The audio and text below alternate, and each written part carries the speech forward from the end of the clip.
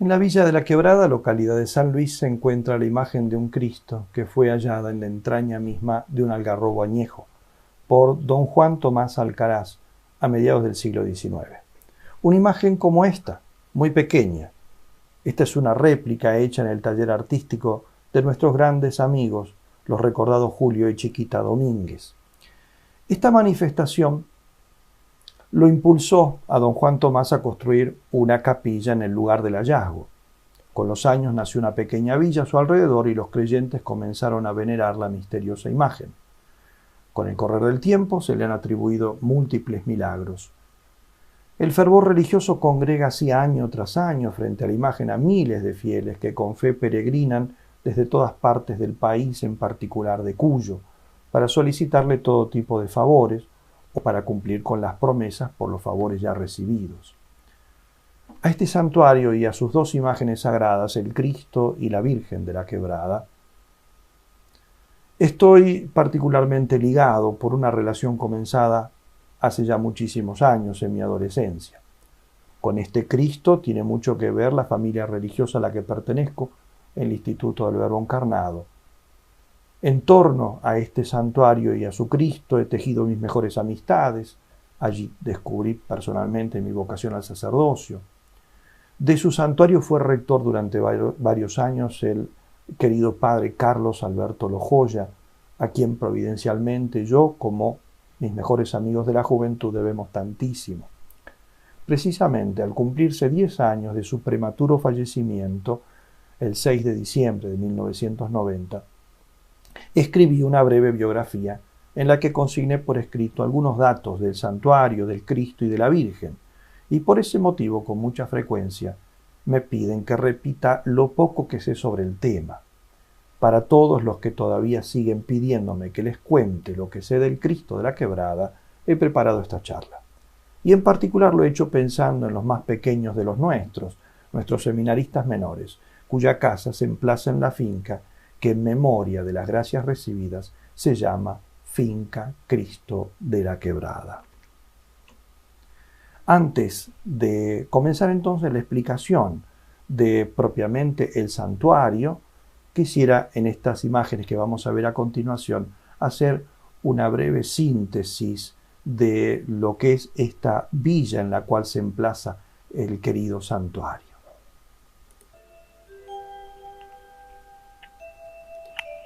La Villa de la Quebrada, nos cuenta José Ignacio Maldonado en sus aportes para la historia regional, religiosa y folclórica, es una pequeña localidad de la provincia de San Luis, a 38 kilómetros al norte de su capital, en el faldeo occidental del cordón orográfico Sierras de San Luis. Dos rutas la conectan con la capital puntana y el resto del país. La popularmente llamada del Alto, hasta hace pocos años ruta ancha del ripiado compactado, hoy asfaltada, que faldea el cordón serrano, abundante en umbrosas quebradas, altos farallones pétreos y cumbres de más de 2000 metros de altura. Desde allí se observa también el extenso panorama boscoso del Bajío, que al occidente delimitan las sierras del Gigante y de las Quijadas. Paralela a esta, a unos 10 kilómetros al oeste, está la ruta nacional número 146, llamada del Bajo, desde la que también se accede a la villa.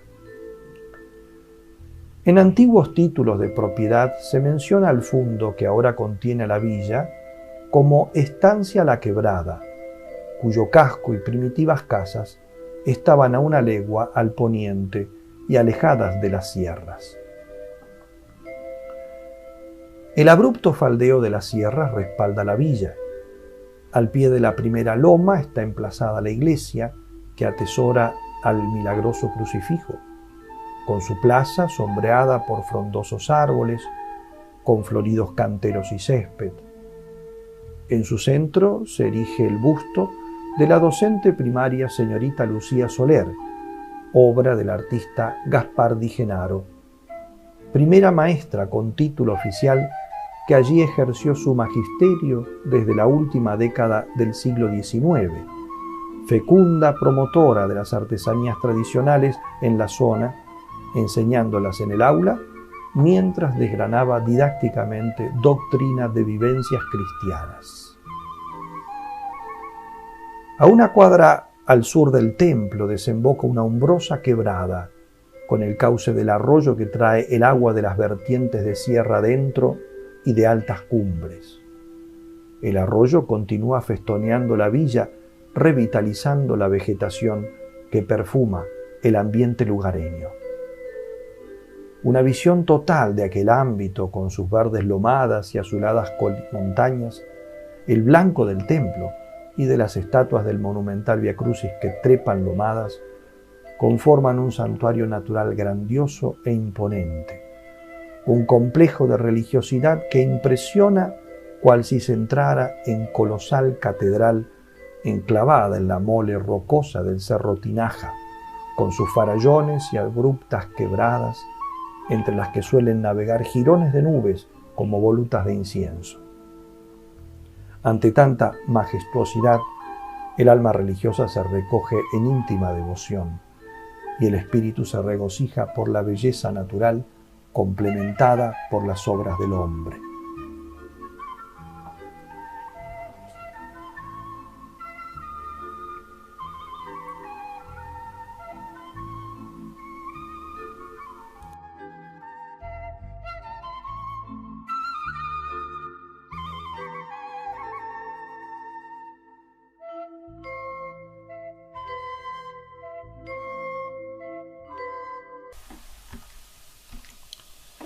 En la foto vemos la antigua iglesia de la Villa de la Quebrada hacia 1920.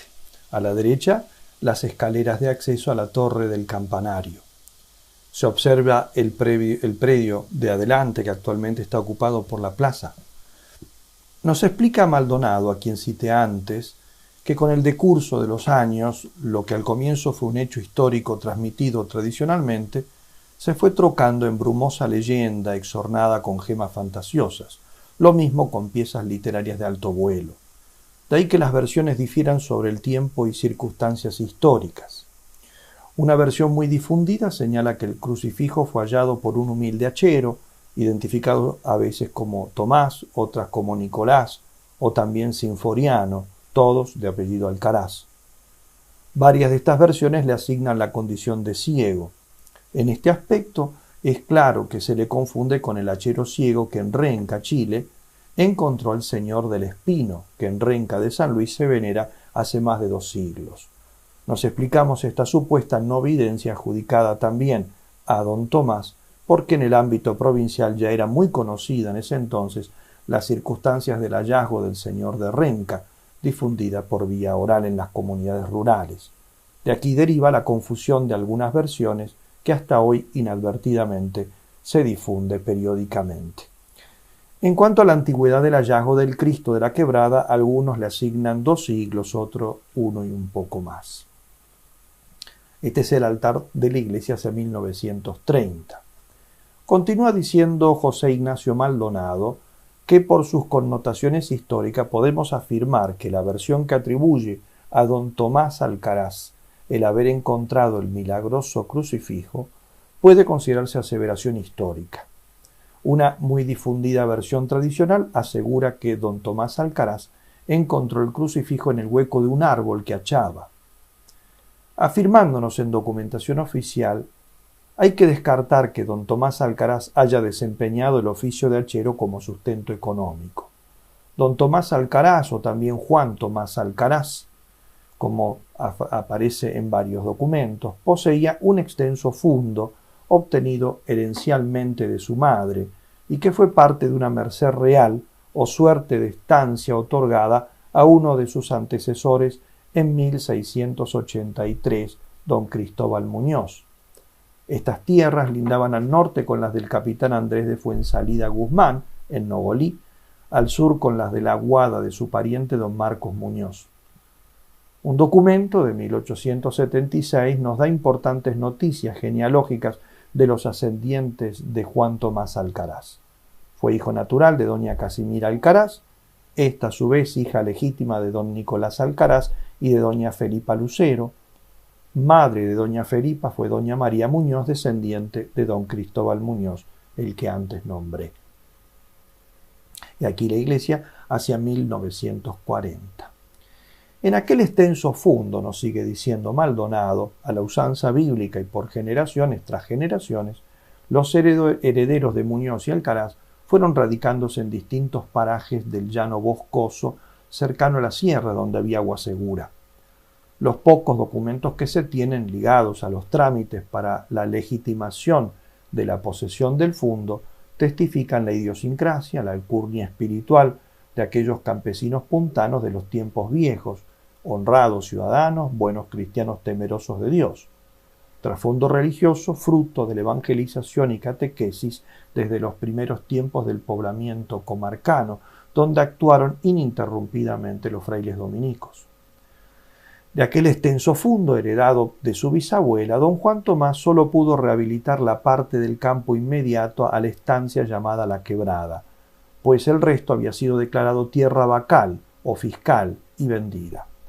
La porción recuperada, según mensura de 1876, lindaba al sur con el campo de Huascara, al este con las altas cumbres de las sierras, 3 cuadras al sur del Cerro Tinaja, al norte con la estancia El Guanaco y al oeste con el Carril Viejo.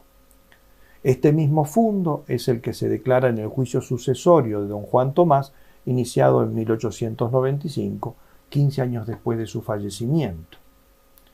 En cuanto a la condición de ciego también asignada a Tomás Alcaraz, en ningún documento de los muchos por él presentados judicialmente se hace mención que fuese no vidente. Lo que sí queda en evidencia es su condición de analfabeto, que ni sabe dibujar su firma, por eso siempre firma a alguien por él a ruego. ¿Y dónde habría podido ir a la escuela si la más cercana quedaba en aquel entonces en San Luis?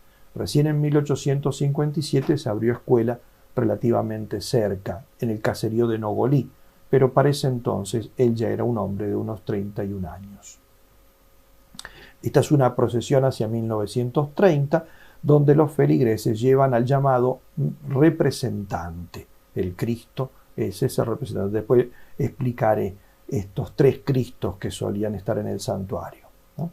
Era propiedad también de la familia Alcaraz.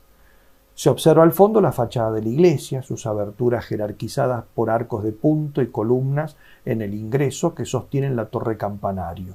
A esta se accede por una escalera a la derecha, como se puede ver. Sigamos con la historia entonces contada por Maldonado. Queda certificado que fue don Juan Tomás Alcaraz quien halló el crucifijo, pero no se conocen más detalles del hecho histórico. Debemos pues ahora sí recurrir a las versiones tradicionales más serias. Una de ellas informa que estaba en la horqueta de un algarrobo y que allí lo fue cubriendo el desarrollo de ambas ramas.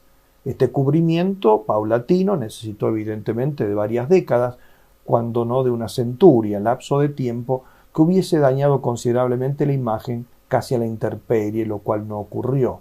Por eso, se cree más factible que en realidad fue escondido en un hueco, especie de horno, que suelen dejar algunos algarrobos de la corteza y que el cubrimiento fue solo necesario del cierre exterior, dado que en su interior no crece ya el núcleo leñoso.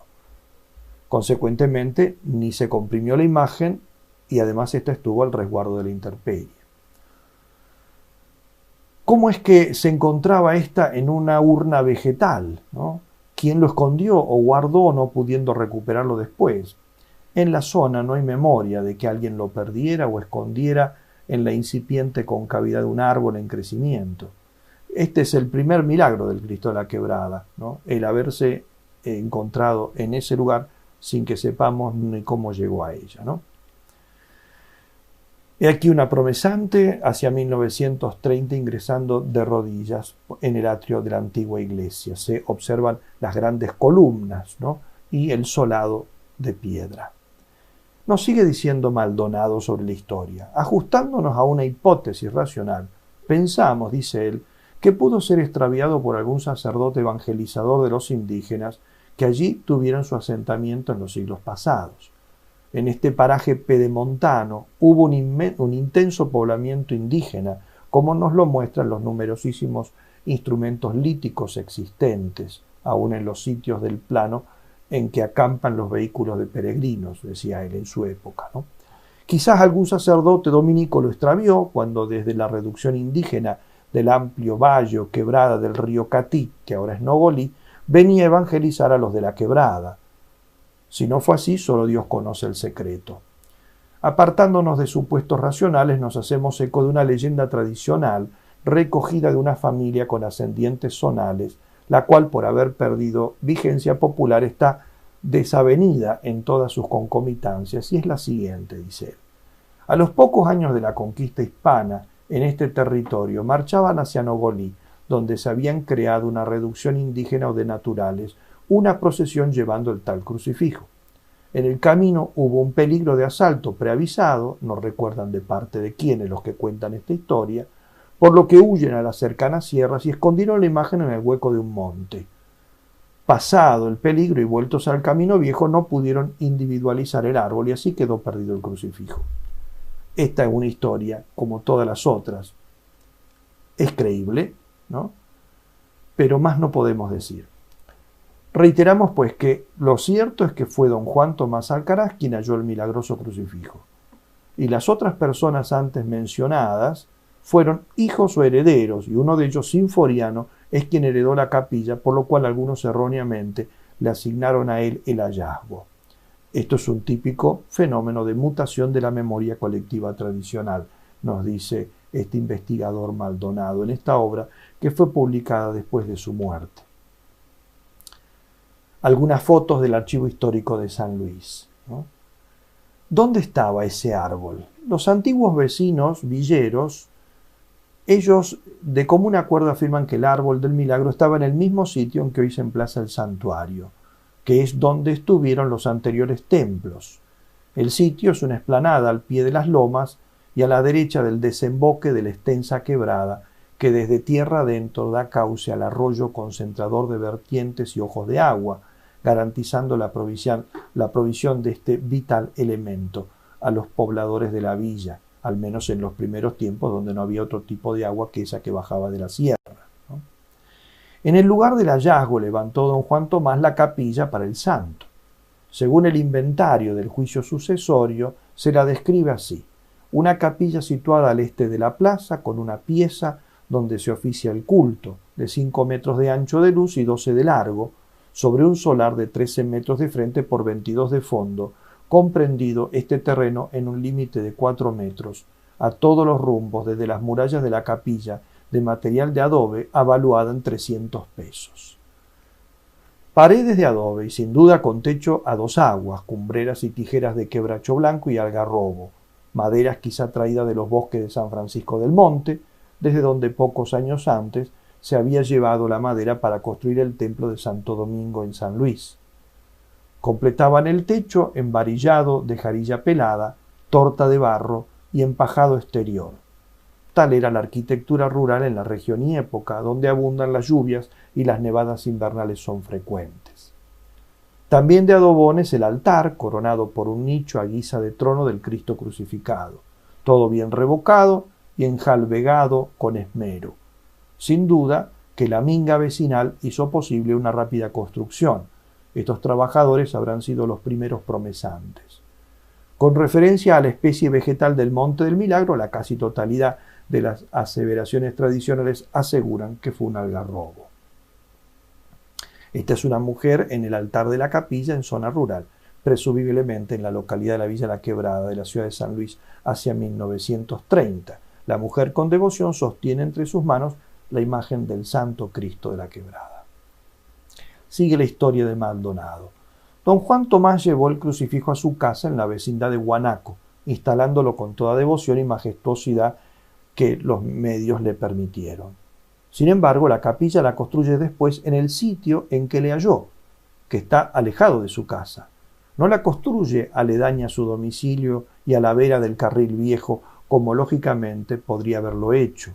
Sobre esta decisión es concordante lo referido por una versión tradicional, lindante con la leyenda, ciertamente, que aún subsiste entre antiguos lugareños y que dice así: a los pocos días de estar el crucifijo instalado en la casa de don Juan Tomás, notan una mañana con el asombro consiguiente que el santo no estaba en el trono familiar. Enojado por lo que considera un acto irreverente de quien lo sacó, pregunta dónde lo han puesto. pero nadie sabe nada. Cunde la incertidumbre, el desánimo, hasta que inspirada deducción le hace exclamar: ¿y si se ha ido el santo?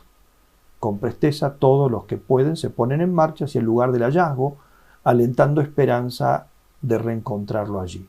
Llegados, concluye la angustiosa incertidumbre, pues en el mismo árbol estaba el crucifijo. Todos quedan anonadados al interpretar el mensaje, por lo que doña María Manuela, esposa de don Juan Tomás, expresa: comprenda, don Juan Tomás, que no es para nosotros solamente, él quiere quedarse aquí. Dicen los lugareños que por tal mandato se construyó la capilla en el sitio en el que fue encontrado, a pesar de que don Juan Tomás inicialmente vivía lejos de allí. Esta es una de las versiones tradicionales, y el hecho de que la capilla se haya construido en el lugar donde fue encontrado y no en el lugar donde vivía la familia Alcaraz en aquellos tiempos, lo hacen dentro de todo plausible. En esta secuencia vemos fieles y religiosos que llevan en procesión, ¿no?, la imagen de vuelta, del representante. Después explicaré los nombres que tienen los 3 crucifijos que se usaban antiguamente, ¿no? ¿Cuándo ocurrió el hallazgo? Sabemos que cuando ocurrió el hallazgo no había ningún nucleamiento humano en lo que actualmente es la villa.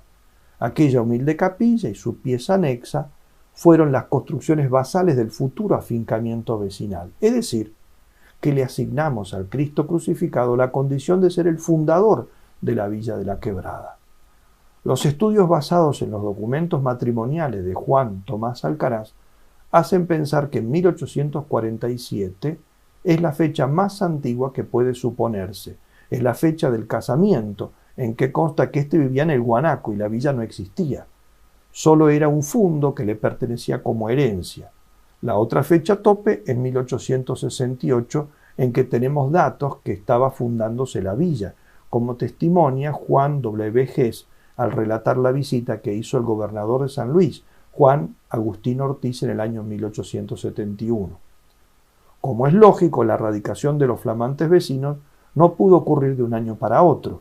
En cambio, debió requerir un tiempo prudente para que en aquella época estimamos cercana, dice Maldonado, a una década. Corolario de estas deducciones es que se debe afirmar que el hallazgo debió ocurrir entre los años 1850 a 1860 o sus inmediatos. Don Juan Alcaraz murió en 1880 en la villa de la Quebrada, a la edad de solamente 54 años. Fue sepultado, como hace constar el juez de paz, el 8 de diciembre, por lo que debe haber fallecido el 7. Su esposa Manuela Gómez le sobrevivió algunos años, falleciendo en 1883 a los 55 años de edad. Esta es una foto de alguno de los peregrinos en la década del 40. En esta otra vemos un hombre de campo que realiza la limpieza en el atrio de la iglesia, ¿no?, hacia 1930. Al lado la iglesia hacia 1935. Al popularizarse las peregrinaciones, la iglesia proveyó a atenderla espiritualmente, asistiendo a las fiestas patronales, sacerdotes que venían desde San Luis o desde San Francisco del Monte. Cuando aproximadamente en la segunda década de esta centuria, ¿no?, del 1900, se interrumpe la asistencia de sacerdotes a los festejos patronales, estos continúan organizados con exclusividad por los propietarios que heredan el templo y el santo. Estos fueron don Sinforiano Alcaraz hasta su fallecimiento en 1914 y después su esposa doña Liboria Gómez de Alcaraz, quien falleció en 1944. Esta señora fue la última dueña del santo, como popularmente se la designaba. Aquí vemos a algunos devotos del Cristo de la Quebrada junto a la iglesia hacia 1947. La novena, sigo tomando datos de Maldonado, era rezada por gente lugareña o personas contratadas de San Luis, y el 3 de mayo se hacía la procesión con un crucifijo. Pero el auténtico Cristo del Milagro nunca salió de la iglesia, según refieren los lugareños en esos primeros tiempos. En su reemplazo sacaban otro con pedestal que llamaban el personero. Ese es el que hemos visto en las fotos anteriores. Y había además, tal como ahora, ¿no?, un crucifijo que se daba a besar dentro de la iglesia o se usaba para tomar gracias, y a este los peregrinos llamaban el representante. Tenemos entonces 3 crucifijos: el Cristo de la Quebrada del Milagro, ¿no?, el Cristo que era el representante, que se usaba entonces para tomar gracias, mientras al otro Cristo solamente lo miraban, ¿no?, y después el personero, que era otro crucifijo que se llevaba en las procesiones. Cuando algún vecino apremiaba por una necesidad, ¿no?, se le hacía una novena a domicilio, y para eso se pedía prestado el personero, el que representaba, para que presidiera la liturgia, que consistía en el rezo del rosario, en oraciones que estaban impresas, y se concluía cantando el himno de Cristo. A estos actos religiosos comunitarios concurrían todos, pues la ausencia podía ser un agravio al santo. Foto de 1947. Desde muy antiguo, los lugareños y los peregrinos rezan una sentida novena y cantan un hermoso himno al Cristo de la Quebrada. La letra y música de este último está atribuida en las impresiones escritas a un sacerdote que, si estuvo en el santuario, debió hacerlo como misionero circunstancial. En la reimpresión del año 1949 consta al final lo siguiente: letra del padre Luis Marco, misionero del Corazón de María. Vamos a escuchar ahora una estrofa y el estribillo entonada por el padre John de Arza.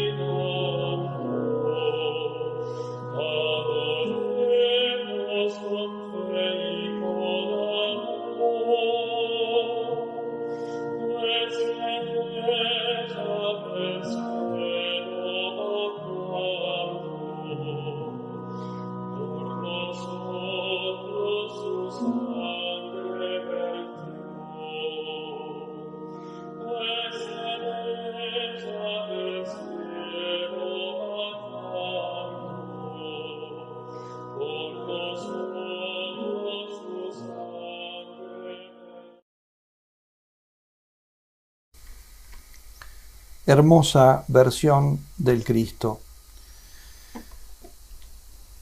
Sostiene Maldonado que entre los sacerdotes que actuaron en San Luis entre 1860 y 1880 debe haber tenido una importancia muy grande en el correcto culto devocional al Santo Cristo desde su comienzo, un sacerdote en particular, que él supone el presbítero Justo del Carmen Arce, cuyos datos biográficos, conservados por el gran historiador Monseñor Verdaguer en su Historia Eclesiástica de Cuyo, dicen que nació en Luján de la provincia de San Luis y después de enviudar fue ordenado sacerdote por el obispo de Cuyo, Monseñor Achával. De 1870 a 1871 fue cura interino de la ciudad de San Luis. De 1880 a 1882 fue cura de la parroquia de San Francisco del Monte de la provincia de San Luis. Después fue cura propio de la parroquia de la ciudad de San Luis y vicario foráneo de la provincia. desde 1887 hasta su muerte ocurrida en 1882. En cada uno de sus viajes entre San Luis y Zuluján habrá hecho escala en la villa de la Quebrada, sin duda oficiando misas. Quizá, sostiene Maldonado, se alojaba incluso en la casa de don Juan Tomás, el vecino propietario de la capilla. Después, siendo párroco titular de la jurisdicción, su celo apostólico habrá prestado especial dedicación a este naciente lugar de devoción, tan caro también por su particular condición de nortino, en cuya región se afincó el santo de la Quebrada. Es muy probable también que el santuario fuera visitado por el obispo de San Juan de Cuyo, Monseñor Fray Nicolás Aldazor, en oportunidad de su visita pastoral a la provincia de San Luis, a cuya capital llegó el 25 de mayo de 1866, permaneciendo hasta el 1 de julio, en que se dirigió al norte de la provincia. Después de haber visitado varios parajes, nos dice la crónica, llegó al pueblo de San Francisco, ¿no?, como sigue diciendo también el mismo Verdaguer en su historia eclesiástica. Entre esos parajes que menciona allí está evidentemente la villa de la Quebrada con su recientemente construida capilla. Esta es una foto del campanario hacia 1947. En las escaleras está Monseñor Emilio Di Pasco, segundo obispo de San Luis, hablándole a los fieles devotos del Cristo de la Quebrada. La transferencia del templo de la familia Alcaraz a la diócesis se realizó por obra del primer obispo de San Luis, Monseñor Pedro Dionisio Tibiletti. Consta en el boleto de compra-venta fechado en noviembre de 1945. En dicho boleto, en el artículo 5 se especificaba lo siguiente: los señores Alcaraz hermanos se comprometen a entregar al obispado de San Luis todos los muebles, enseres y útiles que habitualmente pertenecen a dicha capilla y han sido comprados y donados a la misma y al santo, a saber, la verdadera imagen del Señor de la Quebrada, la auténtica, el Cristo llamado personero y también el llamado representante, bancos, armarios, candeleros, floreros, ornamentos sacerdotales y del culto, y las promesas que en objeto se hubieran hecho al Señor de la Quebrada. Al firmarse la escritura, los vendedores hacen expresa aclaración de que al Señor de la Quebrada no lo venden, lo donan a la Iglesia.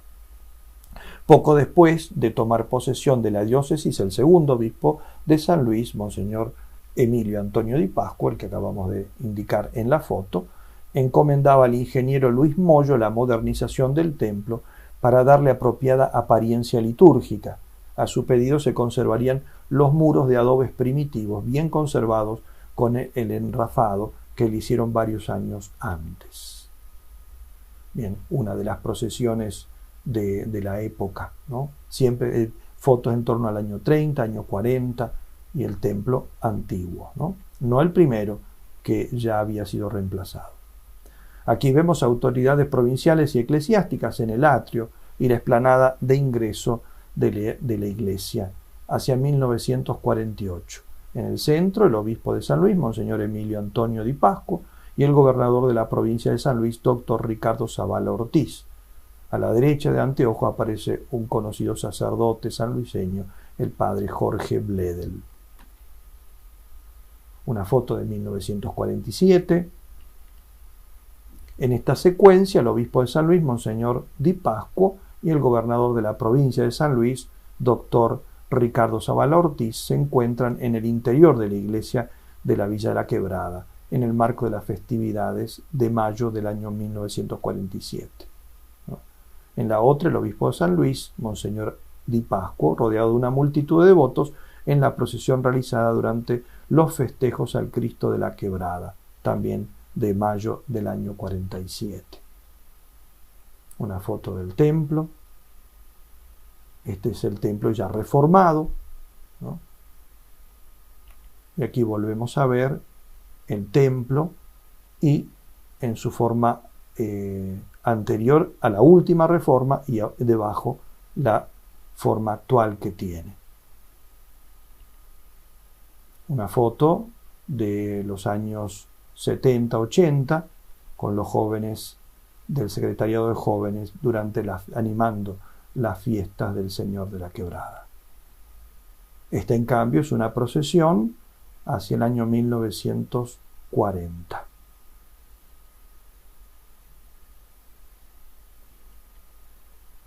En esta foto se ve a Monseñor Orsali, el venerable Monseñor Orsali, el llamado Buen Pastor de Cuyo, que pronuncia su sermón al aire libre, posiblemente en ocasión de alguna de las fiestas de la Quebrada, ¿no?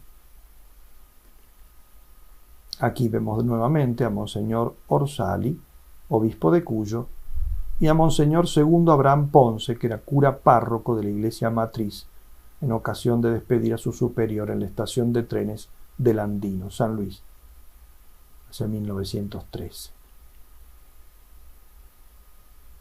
Otros peregrinos. Y ahora vamos a hablar un poco del Cristo de la Quebrada.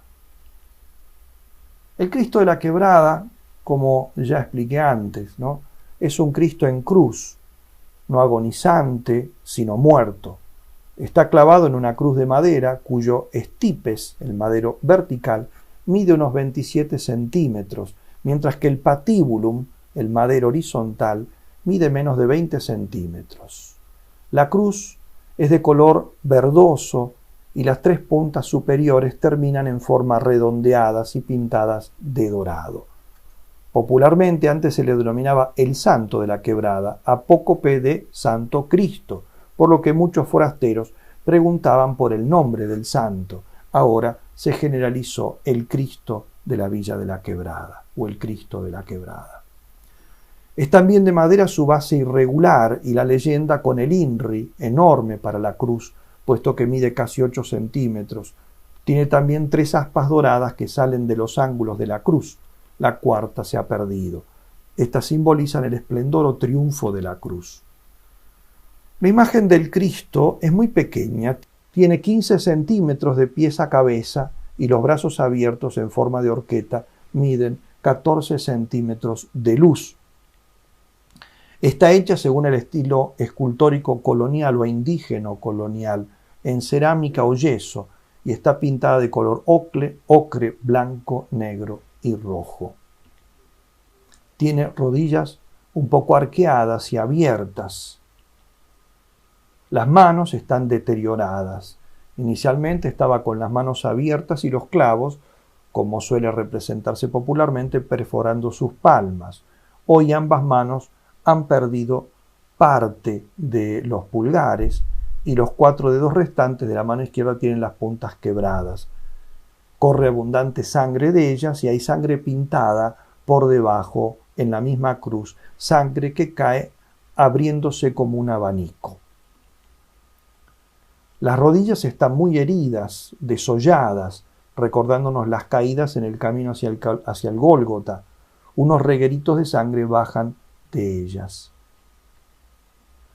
Ambos pies están clavados con un solo clavo, el derecho sobre el izquierdo, muy arqueados, pues la planta del inferior toca casi totalmente el madero de la cruz. También hay mucha sangre y también un abanico de regueros mana debajo de ellos bañando la parte baja de la cruz.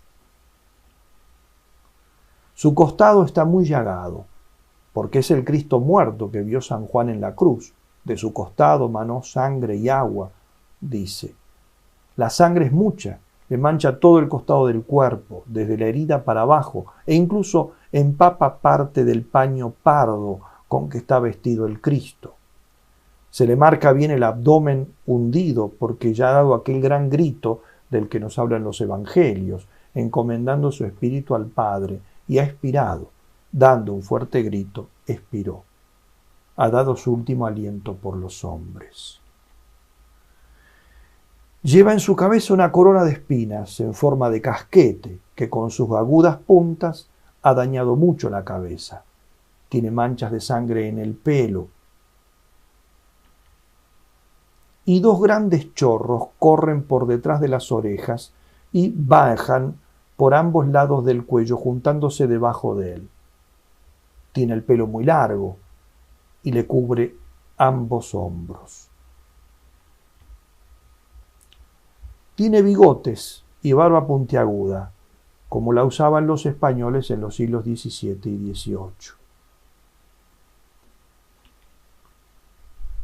Tiene los ojos cerrados y la barbilla descansa sobre el pecho, porque ha dado ya su vida y todavía no la ha vuelto a tomar, como prometiera él mismo en el Evangelio de San Juan.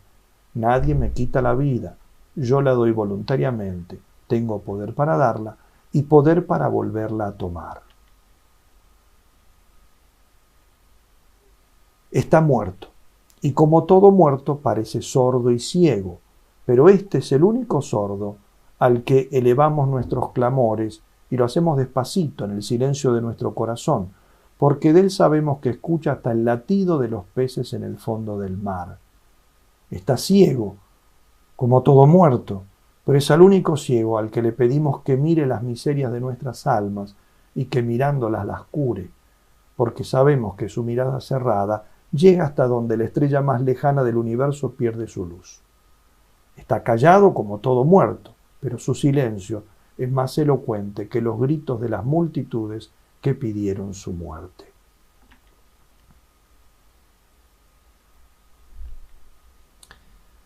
Como esta no es una conferencia exclusivamente sobre el santuario del Cristo de la Quebrada, sino en parte sobre mis recuerdos y experiencias personales del Cristo, y además dirigidas principalmente a mis hermanos y hermanas religiosos y a los laicos de nuestra tercera orden, de nuestra familia religiosa, quiero aludir también a algunos recuerdos en particular. A este Cristo de la Quebrada, el padre Carlos Lojoya, a quien ya mencioné y que fue su rector desde el 3 de mayo de 1975 hasta que volvió a Buenos Aires en 1981, le tuvo mucho amor y devoción, y trató de inculcarnos ese mismo amor a todos nosotros. Incluso en la parroquia de la Visitación en Buenos Aires, años más tarde, tenía en su despacho un cuadro pintado en óleo con ese Cristo a quien tanto sirvió en San Luis, pintado por uno de sus grandes amigos. Su pensamiento volvía siempre allí. En una de las cartas que recibí de él años más tarde, fechada el 3 de mayo, a la mitad de ella, de pronto cortando el hilo de las cosas que venía diciendo, exclama evocativo: hoy es la fiesta de la Quebrada. Todo empezó en Galilea. Con esta imagen del Cristo de la Quebrada se relacionan muchas cosas de nuestra vida. Una de ellas, y no la menos importante, es la gracia fundacional del Instituto del Verbo Encarnado, gracia que su fundador, el padre Carlos Vuela, recibió un día de la fiesta del Cristo, y que comunicó antes que a nadie justamente al padre Carlos Lojoya, ya estando en Buenos Aires. El padre Vuela lo dejó testimoniado del siguiente modo. El domingo 3 de mayo de 1981, mientras estaba confesando en la vieja capilla de la parroquia Nuestra Señora del Rosario de Villa Progreso, provincia de Buenos Aires, creo que antes de la misa de 11 horas, ante el gran número de penitentes a quien solo yo podía atender por unos pocos minutos, me vino un pensamiento que rechacé inmediatamente como distractivo sobre la necesidad de contar en las parroquias con comunidades sacerdotales. Luego de almorzar y dormir la siesta en casa de mis padres, regresé a la parroquia y estando en la casa parroquial, sería entre las 17 y 18 horas aproximadamente, me vino un pensamiento de que debía fundar una congregación religiosa con tal certeza que nunca dudé ni pude dudar de que Dios era el que quería eso. Igualmente hice discernimiento y examen para analizar si había alguna causa previa que podía ser origen de ese pensamiento y no la encontré.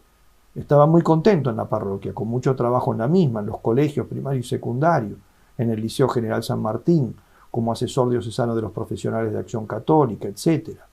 Luego le hablé por teléfono al padre Carlos Lojoya diciéndole lo que había pasado.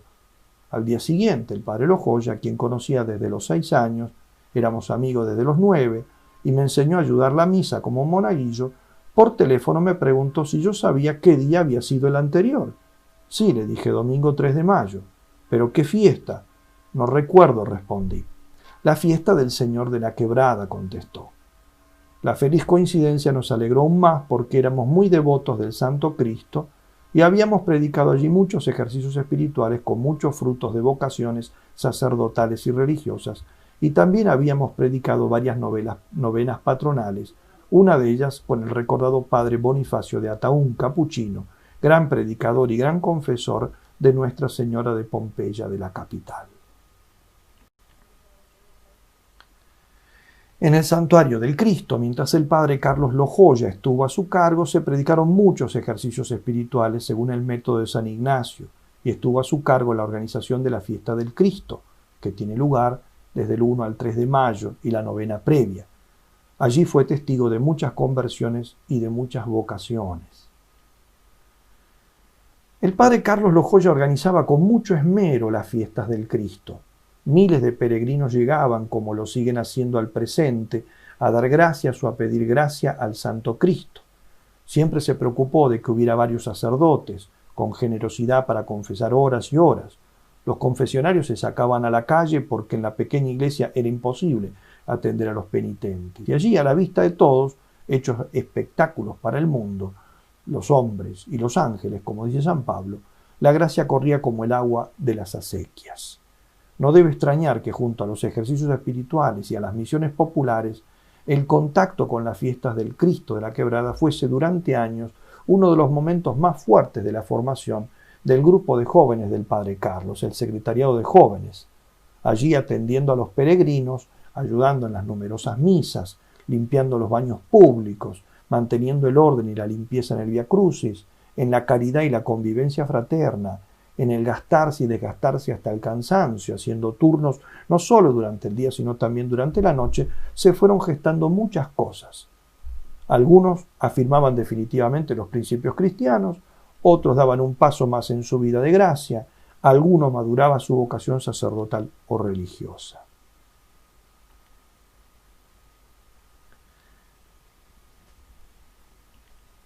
El Vía Crucis monumental fue una feliz inspiración de Monseñor Emilio Antonio Di Pasquo, segundo obispo de San Luis.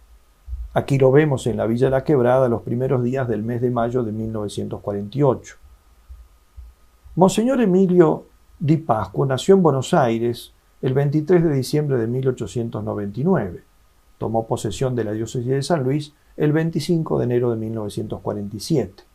Como obispo intensificó la realización de misiones rurales, fundó el colegio universitario, 2 escuelas que puso en manos de religiosos dominicos y salesianos. Más tarde fue nombrado obispo de la diócesis de Avellaneda, de la que tomó posesión el 15 de agosto de 1961, pero al poco tiempo enferma, falleciendo el 9 de abril de 1962, a la edad de solo 62 años. En mayo de 1949 comienzan las tratativas con el escultor italiano don Nicolás Arrighini, domiciliado en Pietrasanta, Italia, para la ejecución de las 14 estaciones del Vía Crucis, conviniéndose un precio de 100.000 pesos moneda nacional, a pagar 16.000 pesos a la firma del contrato y 3 anualidades de 28.000 pesos cada una. Las estatuas serían esculpidas en mármol blanco, mármol de Carrara, con una altura mínima de 1,25 m y según los modelos fotográficos convenidos. Después se agregó el grupo escultórico de Nuestra Señora de Lourdes, que vimos en la primera diapositiva del Vía Crucis, y una copia de la Piedad de Miguel Ángel.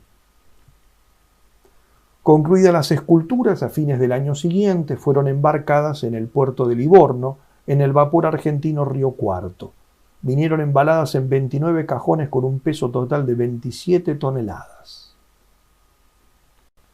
Llegaron a Buenos Aires y el transporte luego se hizo en el ferrocarril General San Martín y después desde la estación local de trenes de San Luis hasta la Villa de la Quebrada lo efectuaron camiones del segundo cuerpo de ejército con sede en San Luis en ese entonces. Llegaron en la segunda quincena de enero de 1951. Mientras tanto, la construcción del camino y esplanadas del Vía Crucis lo efectuó Vialidad Provincial, logrando una maravillosa adaptación litúrgica sobre las lomas, pues la crucifixión está en la parte más alta. Después el camino desciende con las restantes estaciones, el descendimiento y el sepulcro. Cada estación con su grupo escultórico de expresivas figuras es por sí una obra de arte, de estilo clásico helénico, con perfecta morfología y detalles minuciosos de vestimentas.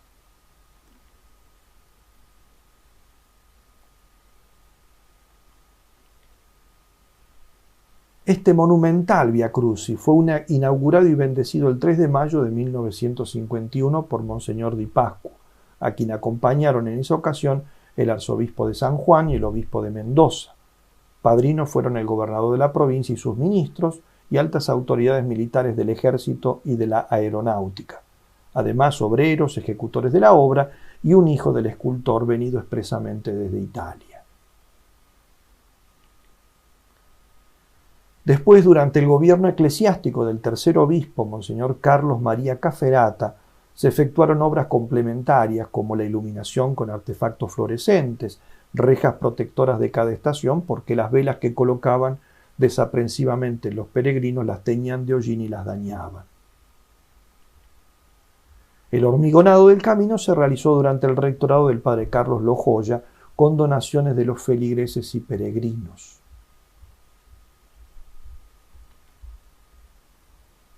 Continuamos viendo algunos de estos realmente hermosísimos detalles que tiene el Vía Crucis.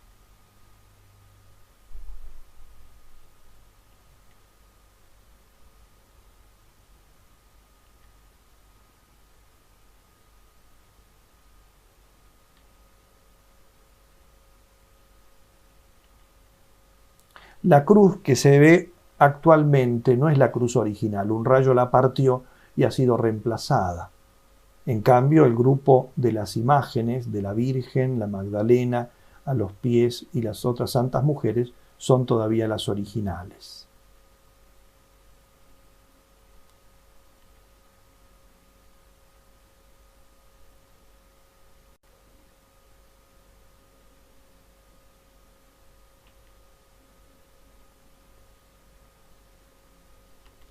Algunos detalles de este magnífico grupo, la sepultura de Cristo. Y con esta diapositiva dejamos el Vía Crucis y vamos al último de nuestros temas, la Virgen de la Quebrada.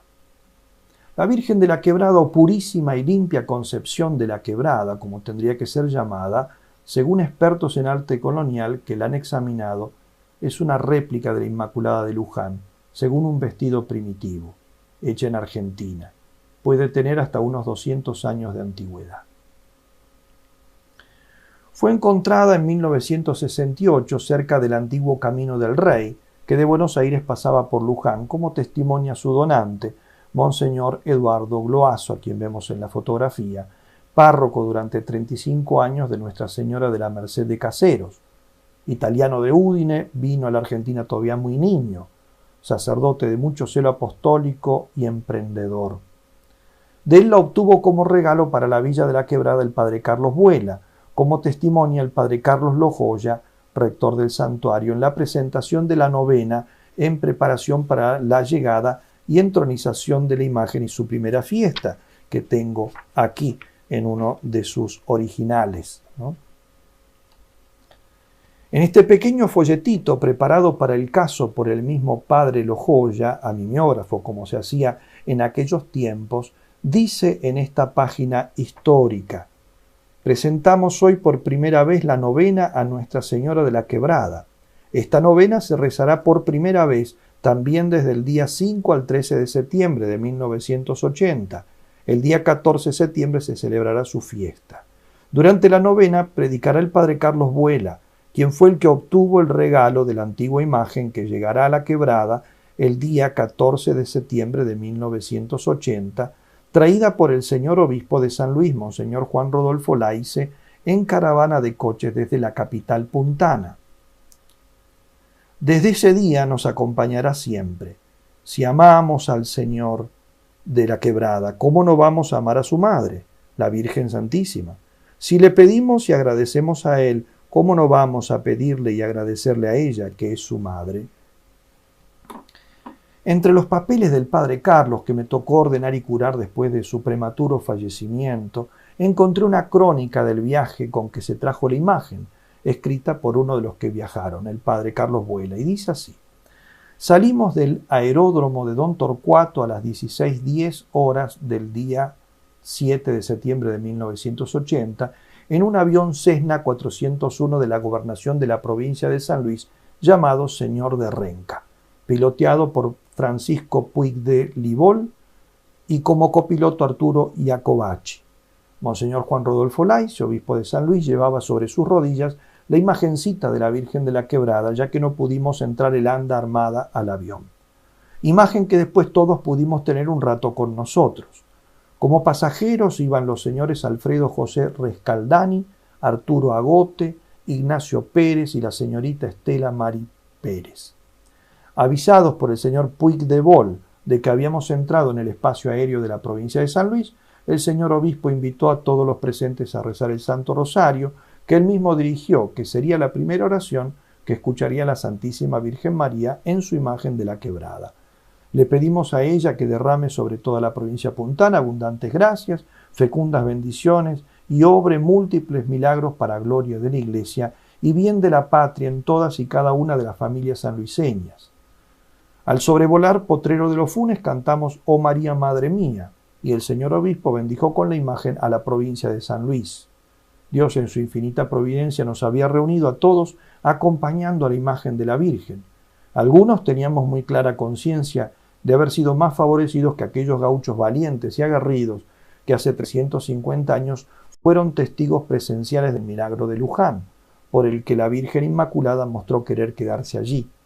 ¿Habrían sospechado ellos el imponente santuario que allí habría de levantarse con el correr del tiempo? Nosotros sí, las multitudinarias peregrinaciones, las infinitas gracias dadas. A las 12:42 aterrizamos, luego de un vuelo muy feliz en el aeródromo de San Luis, habiéndonos saludado brevemente el chorrillero. A pesar del tiempo intempestivo, mucha gente estaba esperando a la Virgen, que en caravana de coches fue llevada en manos del señor obispo hasta la iglesia catedral. San Luis, septiembre 7 de 1980. El señor Adolfo Luis Rivera, prestigioso académico y director del Museo Nacional de Bellas Artes, a pedido del profesor Darko Sustersic, antes de que la imagen fuera llevada a San Luis, la estudió e hizo de ella el siguiente informe, cuya fotocopia conservo. La imagen de la Virgen que me presenta el señor Darko Sustersic es una talla en madera policromada del siglo XIX y hecha en la Argentina, en la zona del litoral. Representa a primera vista a una Virgen María en su advocación de Inmaculada, con su vestido blanco salpicado de flores y un manto azul celeste, teniendo sus manos unidas en actitud de oración. Un estudio más detenido lleva a considerar esta pieza como una representación de la Virgen de Luján, de acuerdo con la iconografía antigua anterior a la actual, que es de la segunda mitad del siglo XIX. La más antigua estampa de la Virgen de Luján es la que grabó Juan Manuel Rivera en 1789, es la que he puesto en la fotografía, ¿no? Y muestra la imagen vestida de modo distinto a la actual. La Virgen de Luján es una figura de barro cocido y policromado, fabricada en Brasil en el siglo XVII y que, según la costumbre española, recibió el añadido de vestiduras postizas, un traje blanco y un manto azul. Desde antes de 1885 la imagen tiene un ropaje parecido al de hoy, que le hace adquirir una forma triangular muy característica. Vestida al modo del siglo XVIII, la Virgen de Luján aparece en la lámina de 1789 y en las estampas litográficas del siglo XIX hechas en Francia. Las tallas en madera reproducen en gran parte el modelo del grabado, y hay una figura fundida en plata que hoy está en el Museo de Luján, muy parecida a esta talla en madera que motiva esta nota.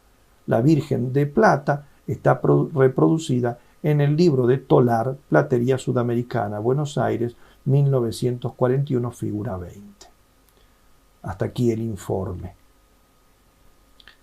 Este es el libro al que hace referencia el estudioso. Personalmente he tenido oportunidad de observar de cerca esta imagen de la Virgen y puedo dar entonces una descripción material de la misma según notas que tomé hace años atrás. Es una imagen de 24 centímetros de alto sin tener en cuenta el pedestal, con un vestido de azul intenso, con amplios vuelos en las mangas y en la parte inferior llegando a 11,5 centímetros de ancho.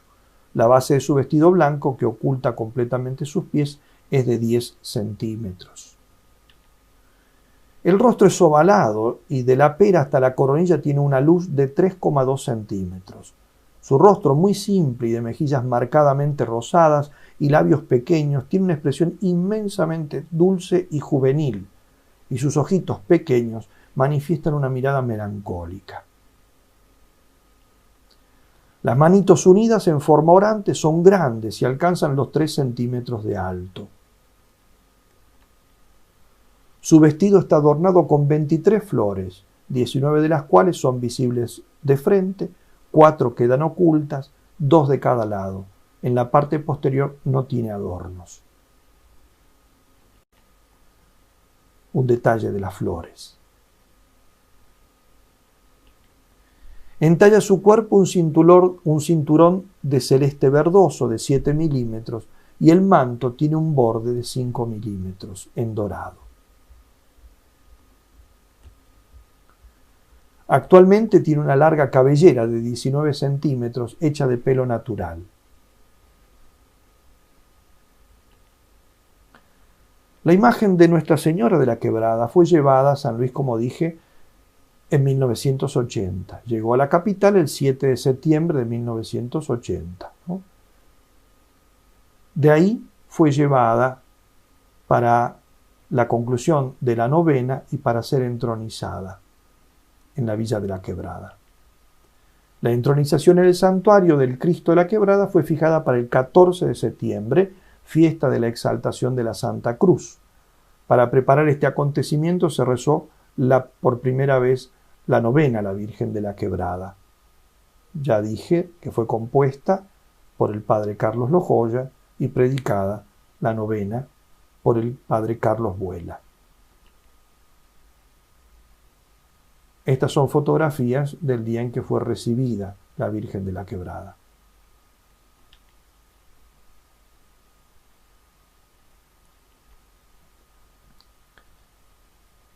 La novena se hizo para tal propósito adaptando otras más antiguas. El padre Carlos Lojoya, prolongándola, decía: es una imagen chiquita, pero no importa su tamaño. Lo que importa es el lugar que le demos en nuestro corazón.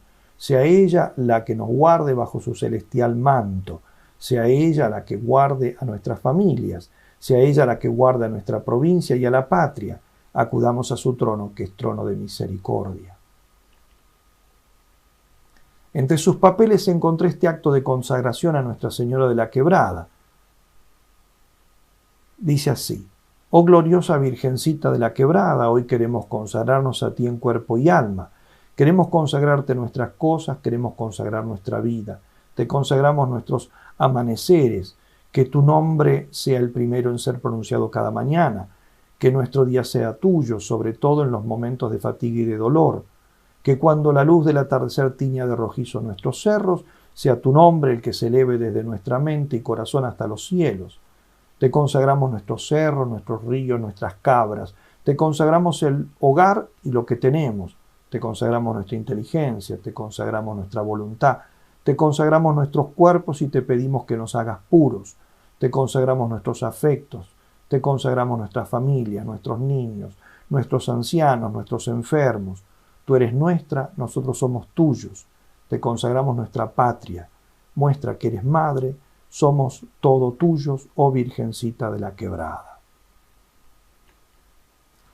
Cuando se remodeló la iglesia, siendo el padre Carlos Lojoya su rector, no la ampliación y remodelación actual, sino una previa que solo modificaba estructuralmente el presbiterio, el padre hizo 2 nichos en forma de ojiva, uno a la derecha y otro a la izquierda del altar.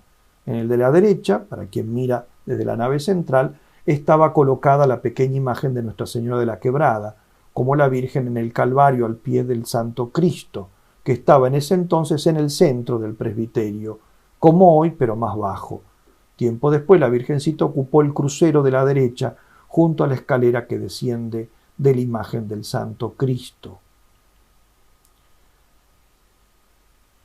El padre Carlos, al irse de San Luis, se llevó la Virgen de la Quebrada en el corazón, y con ella la entera Villa de la Quebrada, como lo manifiestan estas líneas escritas un año después, ya desde Buenos Aires, a una señora de San Luis.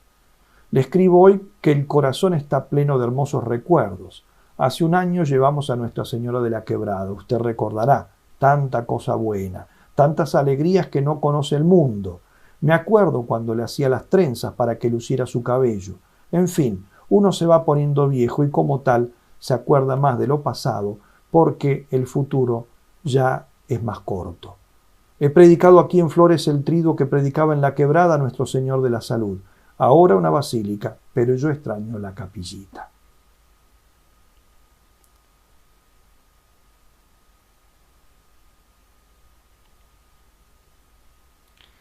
Hace muchos años, concretamente en el año 1987, escribí una impetratoria al Cristo de la Quebrada. Un año después escribí una pequeña obrita teatral en romance que titulé El Santo Cristo, y la impetratoria fue el final de esa obrita. Quisiera ahora terminar leyendo precisamente esta, que es una oración al Cristo de la Quebrada, y que dice así: Señor de nuestras tierras, Señor de las pampas, Señor que te allegas a mi patria gaucha, donde la tierra se extiende lo que miradas no abarcan, para anidar tu cuerpo en las serenas almas, ya las busques en valles, ya rastrees quebradas, para embeber en tu sangre cuanto el pecado arranca, para plantar y regar con la cruz que tú cargas la aridez de una raza que de amores no habla, para encender la tibieza que mi tierra estanca. Ay, varón de dolores, ay, que espina mi alma verte así crucifijo a madera tan áspera, y no seamos capaces de empuñar como adarga la cruz que tú un día, hambreado de almas, a un hachero puntano diste en esta quebrada. Ay, Señor de la sierra, ay, Santo de la Quebrada, he venido a buscarte implorando tu gracia, para pedir tus perdones, que de perdones se trata, que tanto te ha ofendido nuestra tibieza haragana, nuestros fallados amores, nuestra indolencia llana. Ahora me postro ante ti, Cristo de la Quebrada. Inflama los corazones, grito de mis entrañas, y santos tendrás innúmeros en esta sierra callada. Qué buenos son estos gauchos y mandas quien los trabaja. Ellos ya saben de cruces, que cruces no es lo que falta, pero no sabe por qué, ni por quién las cargan. Si hay quien les predique, si hay quien fermente en sus almas el amor que tu pecho, sin ser recibido, derrama, entonces te verán aquel día sobre montura muy blanca, que ya por ellos has hecho una muy gran cabalgada. Aunque te demos de coces, perdona otra vez nuestras faltas, que a la fin lograrás paisanos de buena laya, que aunque sean ariscos, son buena gente serrana, y si el cincel no los deja, has de sacar buena talla. Prueba de nuevo, Señor, buen madero son, y no caña. Y para concluir, los dejo nuevamente con algunas imágenes de esta hermosa villa y de su Santo Cristo, y con el himno al Cristo de la Quebrada.